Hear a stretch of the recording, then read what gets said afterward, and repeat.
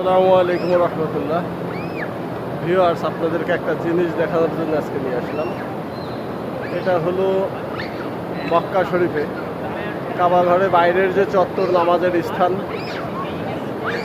এখানে খোলা আকাশের নিচে এয়ার কন্ডিশনের কোনো ব্যবস্থা নাই, কিন্তু আবহাওয়া ঠান্ডা রাখার জন্য দেখেন, দেখতে পাচ্ছেন পানি স্প্রে করা হচ্ছে, ঠান্ডা পানি ফ্যানের মাধ্যমে যে স্প্রে চলতেছে। কিছুটা হলেও হাজিদেরকে একটু স্বস্তি দেওয়ার প্রয়াস। এ প্রচণ্ড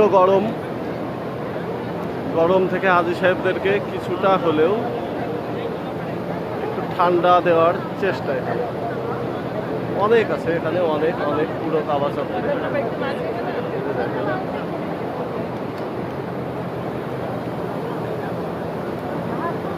ঠান্ডা পানি স্প্রে হচ্ছে, ঠান্ডা পানি স্প্রে করা হচ্ছে।